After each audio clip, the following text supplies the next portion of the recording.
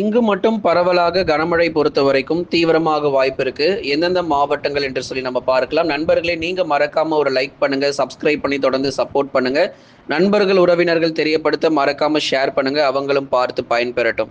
தமிழகத்தில் எந்தெந்த மாவட்டத்தில் இனி வருகிற நாட்களில் கனமழை பொழியும் அப்படிங்கிற தகவல் எங்களுக்கு கண்டிப்பா வேணும் ப்ரோ அப்படின்னு சொல்லி நிறைய பேர் சொல்லியிருந்தீங்க.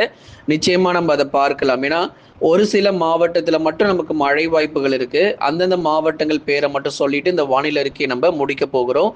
எல்லா மாவட்டங்களிலும் தமிழ்நாடு முழுவதுமாக எல்லா பகுதிகளிலும் கனமழை தீவிரமாகுமா அப்படின்னா கண்டிப்பாக அதற்கான வாய்ப்புகள் ரொம்பவே குறைவாக இருக்கு அப்படின்னு தான் நம்ம சொல்லி ஆகணுங்க. ஏன்னா மழையினுடைய தீவிரம் பொறுத்த வரைக்கும் குறிப்பிட்ட சில பகுதிகளில் இருக்குமே தவிர எல்லா மாவட்டங்களிலும் தற்போதைக்கு வாய்ப்புகள் இல்லை. ஏன்னா இந்த வெப்பசலன இடி மழை கோடை மழை பொறுத்த வரைக்கும் குறிப்பிட்ட ஒரு 4 முதல் 5 மாவட்டங்களில் மட்டும் வருகிற நாட்களில் தீவிரமடைய போகுது. எந்தெந்த மாவட்டங்கள் தெரிஞ்சுக்க நீங்க மறக்காம அந்த லைக் பட்டனை கிளிக் பண்ணுங்க. பக்கத்தில் இருக்கக்கூடிய சப்ஸ்கிரைப் பட்டனை கிளிக் பண்ணி தொடர்ந்து சப்போர்ட் பண்ணுங்க. நண்பர்கள் உறவினர்கள் தெரியப்படுத்த மறக்காம ஷேர் பண்ணுங்க. தமிழகத்தில் மீண்டும் வருகிற நாட்களில் சில மாவட்டங்களில் கணிசமாக அந்த மழை தீவிரமாகி 1 சென்டிமீட்டர் முதல் 4 சென்டிமீட்டர் மழை வரைக்கும் நம்ம எதிர்பார்த்துக்கிட்டு இருக்கோம். எந்தெந்த தேதிகள் அதுதான் இப்ப மிக முக்கியமா நம்ம பார்க்க போகிறோம். அதனால தேதிகள் மறக்காம குறித்து கொள்ளுங்க. சொல்ல போகிற தேதிகள்ல தான் நமக்கு மழை இருக்க போகுது. மற்ற தேதிகள்ல மழை வரவே வராது. நம்பி ஏமாந்துடாதீங்க. எந்தெந்த தேதிகள் அப்படிங்கிறத பார்க்கலாம். முதலாவதாக மார்ச் 30 மற்றும் 31ஆம் தேதி. இந்த 2 தேதியில 2 மாவட்டங்களில் மட்டுமே ஒரு லேசான மழையோ இல்ல மிதமான மழை, அவ்வளவுதான். ரொம்ப கனமழையில எதிர்பார்த்துறாதீங்க. மார்ச் 30, 31ல லேசான மழை அல்லது ஒரு சாரல் மழை போல இருக்கும். ஓரிடங்கள்ல மிதமான மழை வரைக்கும் அதிகபட்சம் எதிர்பார்க்கலாம். அது எந்த 2 மாவட்டங்கள் அப்படின்னா 30 மற்றும் 31. இந்த ரெண்டு நாட்களும் கன்னியாகுமரி மற்றும் தென்காசி ஆகிய மாவட்டங்களிலேயே இந்த பரவலாக மிதமான மழை பொழிவுகள் எதிர்பார்க்க முடியும். கொளச்சல், எரணியல், புத்தனணை, பேச்சிப்பாறை, சிவலோகம், கன்னிமார் உள்ளிட்ட பெரும்பாலான கன்னியாகுமரி மாவட்டங்களில் மார்ச் 30, 31 தேதிகளில் பரவலாக லேசான மழை மற்றும் மிதமான மழை பொழிவுகள் ஆங்காங்கே எதிர்பார்க்க முடியும். அதனால் நீங்கள் கவலையப்படாதீங்க, நமக்கு மழை வருமா வராதான்னு சொல்லிட்டு. இந்த 2 மாவட்டங்கள் உறுதியாக மழை வந்துடும். அதே மாதிரி தென்காசி மாவட்டங்கள் புளியங்குடி, செங்கோட்டை மற்றும் அதன் சுற்றுவட்டார பகுதிகளிலும் இடி மின்னலுடன் கூடிய பரவலாக லேசானது முதல் மிதமான மழை பொழிவுகள் தொடர்ந்து நம்ம எதிர்பார்க்க முடியும். ஆகவே தென்காசி மாவட்டத்திலும் பல்வேறு பகுதிகளில் பரவலாக கனமழை பொறுத்த வரைக்கும் நீடிப்பதற்கான வாய்ப்புகள் இருக்கு. அதனால தென்காசி மாவட்டத்திலும் அநேக இடங்களில் நீங்க மழை பொழிவுகள் எதிர்பாருங்க. நண்பர்கள் உறவினர்கள் எல்லாருக்கும் தெரியப்படுத்த கொஞ்சம் ஷேர் பண்ணுங்க. ஏன்னா நிறைய பேருக்கு எங்கெங்க மழை வருதுன்னே தெரியாம இருக்கு.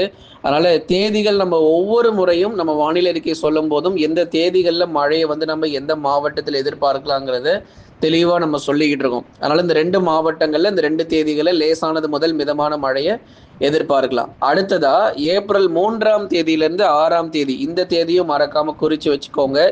ஏப்ரல் 3ஆம் தேதியிலிருந்து 6ஆம் தேதி வரைக்கும் மிதமான மழை பெய்யக்கூடிய மாவட்டங்களை தான் இப்போ நம்ம பார்க்க போகிறோம். முதலாவதாக மறுபடியும் கன்னியாகுமரி மாவட்டங்கள். கன்னியாகுமரியில பெரும்பாலான பகுதிகளில் மிதமான மழை பொழிவு 2 முதல் 3 சென்டிமீட்டர் மழை வரைக்கும் எதிர்பார்க்கப்படுது. தூத்துக்குடி மாவட்டம் காயல்பட்டினம், ஸ்ரீவைகுண்டம், நாசிரேத்து, குறும்பூர், அதுக்கப்புறம் திருச்செந்தூர், கடலோர பகுதிகள், கோவில்பட்டி உள்ளிட்ட பெரும்பாலான பகுதிகளில் மாலை நேரங்களிலோ அல்லது இரவு நேரத்திலேயோ மிதமான மழை தான். ரொம்ப வலுவான மழையில ஓரளவு மிதமான மழை பொழிவுகள் தொடர்ந்து இந்த 3ஆம் தேதியிலிருந்து 6ஆம் தேதிக்குள்ள கணிசமாக நமக்கு மழை வாய்ப்புகள் தூத்துக்குடி மாவட்டத்தில் அதிகரிக்க போகுது. அடுத்ததா திருநெல்வேலி மாவட்டம். திருநெல்வேலி மாவட்டத்தில் எங்கெல்லாம் நமக்கு மழை பொழிவு இருக்குன்னா அந்த நாலுமுக்கு, காக்காட்சி மற்றும் அதன் சுற்றுவட்டார பகுதிகள், வள்ளியூர் மற்றும் அதன் சுற்றுவட்டார பகுதிகள், திருநெல்வேலி மாவட்டத்தினுடைய மேற்கு பகுதிகள் ஆலங்குளம், அம்பாசமுத்திரம், சேரன் மகாதேவி உள்ளிட்ட இடங்களிலும் பெரும்பாலான இடங்கள்ல திருநெல்வேலி பகுதிகளிலும் பரவலாக மிதமான மழை பொறுத்த வரைக்கும் எதிர்பார்க்கப்படுது. எப்போ 3ஆம் தேதியிலிருந்து 6ஆம் தேதிக்குள்ள இந்த குட் ஃப்ரைடே, ஈஸ்டர் நாட்கள்ல தென் மாவட்டங்கள்ல மழை உறுதியாகி இருக்கிறது. ஆகவே வரப்போகிற இந்த குட் ஃப்ரைடே மற்றும் ஈஸ்டர் நாட்கள்ல, அதே போல் இந்த மகாவீர் ஜெயந்தி அதன் நாட்கள்ல நமக்கு மழை பொழிவுகள் தொடர்ந்து நமக்கு பார்த்தீங்கன்னா இந்த தென் மாவட்ட பகுதிகளில் எதிர்பார்க்க முடியும். அடுத்ததாக நம்ம தென்காசி மாவட்டங்களை தொடர்ந்து விருதுநகர் மாவட்டங்கள். தென்காசியிலும் எல்லா பகுதிகளிலும் மழை கிடைக்கும். விருதுநகர் மாவட்டத்திலும் குறிப்பாக ஸ்ரீவில்லிபுத்தூர், ராஜபாளையம், மற்றும் அதன் சுற்றுலா பகுதிகளிலும் பெரும்பாலான இடங்களில் பரவலாக மழை பொழிவுகள் தொடர்ந்து நம்ம எதிர்பார்க்கலாம். விருதுநகர் மாவட்டத்தில் குறிப்பாக சிவகாசி அதன் சுற்றுலா பகுதிகள், விருதுநகர் நகர பகுதிகளில் பல்வேறு இடங்களிலும் நமக்கு விட்டு விட்டு பரவலாக மிதமான மழை பொழிவுகள், கணிசமாக வெப்பம் சற்று தனிய வாய்ப்புகள் இருக்கு. 3ஆம் தேதி முதல் 6ஆம் தேதி வரைக்கும் ஏப்ரல் மாதங்கள்ல ராமநாதபுரத்தினுடைய கடலோர பகுதிகள், ராமநாதபுரத்தில் ராமேஸ்வரம், மண்டபம், கீழக்கரை மற்றும் அதன் சுற்றுவட்டார பகுதிகளில் இருக்கக்கூடிய ராமநாதபுரத்தினுடைய கடலோர மற்றும் கடலொட்டிய பகுதிகளில் கணிசமாக நமக்கு லேசான மற்றும் மிதமான மழை பொழிவுகள் தொடர்ந்து நம்ம எதிர்பார்க்கலாம். ராமநாதபுரம் மாவட்டத்தில் பரவலாக மழை பொழிவுகள் தொடர்ந்து நமக்கு எதிர்பார்க்க முடியும். அதிகரிக்கும் வெப்பநிலை, பகல் நேர வெப்பநிலை பொறுத்த வரைக்கும் 40 டிகிரி செல்சியஸ் வரைக்கும் தீவிரமாக வாய்ப்புகள் இருக்கு. தமிழகத்தில் பகல் நேர வெப்பநிலை பொறுத்த வரைக்கும் 40 டிகிரி செல்சியஸ் வரைக்கும் தீவிரமாக கூடும் நண்பர்களே. அதனால இப்ப எந்தெந்த மாவட்டங்கள் வரைக்கும் மழை வாய்ப்புகள் இருக்கும் நம்ம சொன்னோம். கன்னியாகுமரி, தென்காசி, தூத்துக்குடி, திருநெல்வேலி, விருதுநகர், ராமநாதபுரம், இங்க எல்லாமே பரவலாக நல்ல மழை கிடைக்கும். அதே மாதிரி வெப்பநிலை பொறுத்த வரைக்கும் இந்த 40 டிகிரி செல்சியஸ் அப்படிங்கிறது சேலம், நாமக்கல், கரூர், திருப்பூர், ஈரோடு, மதுரை, தருமபுரி, திருவண்ணாமலை, வேலூர், திருப்பத்தூர், ராணிப்பேட்டை போன்ற மாவட்டங்கள் இங்கெல்லாம் நமக்கு வெயிலுடைய தாக்கம் பொறுத்த வரைக்கும் 40 டிகிரி செல்சியஸ் வரைக்கும் படிப்படியாக உயரப்போகுது. ஒரு பக்கம் தென் மாவட்டத்தில் சில இடங்கள்ல மழை இருந்தாலும் இன்னொரு பக்கம் நமக்கு அதிகப்படியான வெயிலுடைய தாக்கம் தமிழகத்தில், குறிப்பாக வட தமிழக உள் மாவட்டங்கள்ல ஏப்ரல் மாதத்தில் ரொம்ப தீவிரமாக இருக்கும்.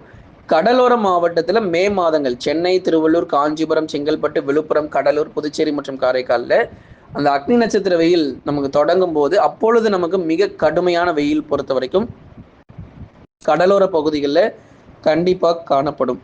அதனால தொடர்ந்து இப்போ முதற்கட்டமாக உள் மாவட்டங்களில் வெயில் ரொம்ப தீவிரமாக இருக்கு.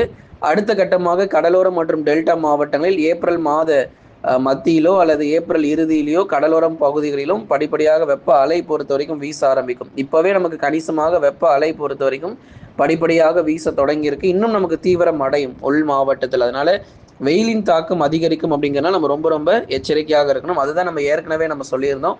பகல் நேரங்களில் வெளியே செல்கிறத பெரும்பாலும் தவிர்த்து கொள்ளுங்க. 12 மணி முதல் 3 மணி வரைக்கும் பெரும்பாலும் வெளியே செல்க தவிர்த்து கொள்ளுங்க. வெயிலுடைய மிக தீவிரமான நேரம் இது மட்டும்தான்.